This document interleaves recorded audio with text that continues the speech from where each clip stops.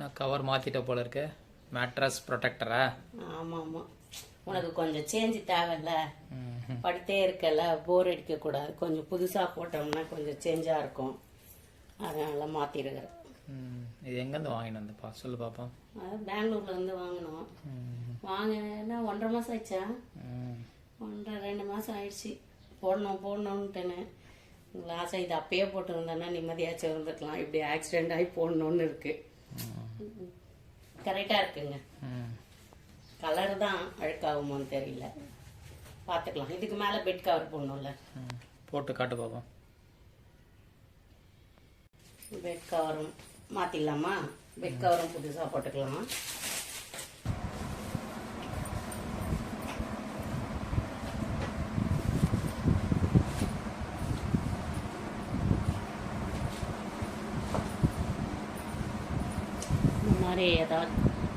இந்த மாதிரி மைண்ட் ரிலாக்ஸாக இருக்கணும், மூடு சேஞ்ச் ஆகணும் அப்படின்னா ஏதாச்சும் சேஞ்ச் பண்ணோம். இப்போதைக்கு எனக்கு க்ளீனிங் ஒர்க்லாம் பண்ண முடியாது. சரி, பெட் கவர் மட்டும் சேஞ்ச் பண்ணி இவர் மைண்ட் எப்படி இருக்குது பார்க்கலான்றதுக்காக பெட் கவர் போட்டிருக்கேன். இவ்வளோ பிரச்சனையிலையும் இதெல்லாம் புதுசாக கேட்குதா அப்படின்ட்டு மக்கள் நினைக்கலாம். இப்போ பாரு எதாக இருந்தாலும் வீடியோ போடுறது அப்படின்னு. அப்படி இல்லை, வெளியே போக முடியாது, வீட்டுக்குள்ளேயோ நடக்க முடியாது, படுத்தே இருக்காங்க. கொஞ்சம் மைண்டு கொஞ்சம் ரிலாக்ஸாக இருக்கும் இல்லையா, அதனால கொஞ்சம் டைம் பாஸ் பண்ணுறதுக்காக இந்த மாதிரி பண்ணுறோம். உடனே மக்கள் எல்லாம் தப்பாக நினச்சி எவ்வளோ பண்ணாலும் திருந்த மாட்டாடா, இவன் அடங்க மாட்டாடா, இவ்வளோ பட்டம் இன்னுமா அப்படின்னு பேசுவீங்க. அதனால ஒன்றும் இல்லை, என் வாழ்க்கையை நான் பார்த்துக்கிறேன், அவ்வளோதான். போட்டு பார்க்கலாம்.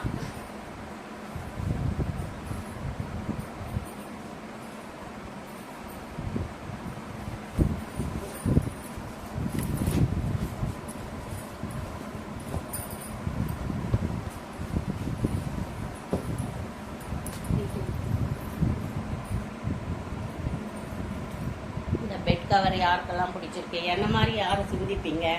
இன்னைக்கு சஷ்டி, 6வது நாள் சூரசம்ஹாரம். அதனால் பெட் கவர்லாம் மாற்றிட்டு வீட்டை தொடச்சிட்டு இந்த 5 days இல்லை, நான் இன்றைக்கி மட்டும் சஷ்டி விரதம் இருக்க போகிறேன். இருந்துட்டு கோயிலுக்கு போகலாம். முருகர் எந்த அளவு நம்மளுக்கு துணை நிற்பான்னு பார்க்கலாம். ஓகே, பாய். ஆனால் அப்படி எடுத்தினா நல்லாயிருக்கும். அப்புறம் எழுந்து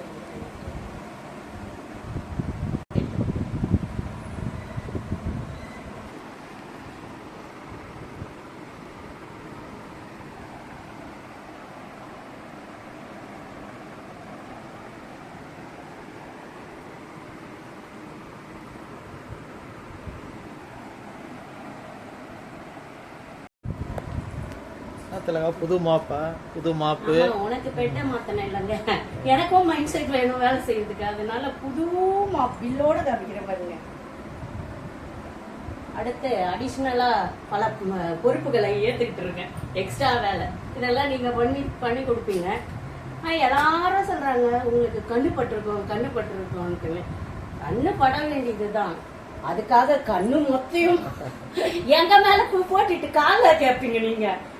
இதெல்லாம் ரொம்ப ஓவரா இல்ல ஜனங்களுக்கு? நான் அவங்கவுங்க உழைச்சி அவங்கவுங்க கஷ்டப்பட்டு சம்பாதிச்சு சாப்பிடுறோம். இதுல எதுக்குதான் கண்ணு போட்டேன் அப்படி கண்ணு போடுற அளவு என்னங்க இருக்கு? நாங்க என்ன மல்டிமில்லியன் பண்ணணும்?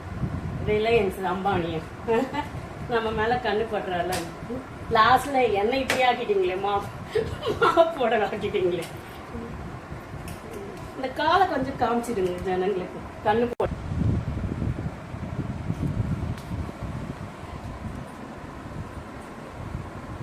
லாஸ்ட்ல எங்க வீட்டுக்காருக்கு புது வண்டி வாங்கி தரணும்னு நினைச்சேன். லாஸ்ட்ல கண்ணு பட்டு இந்த வண்டியை வாங்கி கொடுக்க வச்சுட்டீங்க. இதையும் மீறி நம்மளை காப்பாற்ற முருகப்பெருமாள் இருக்காரு. எவ்வளோ பேர் கொண்டாட்டம், சந்தோஷம், திண்டாட்டம். நாங்கள் மட்டும் தீபாவளிக்கு தனி சோறு கூட இல்லாமல் உக்காந்துட்டு இருந்தோம். பரவாயில்ல, இதையும் கடந்து போவோம்.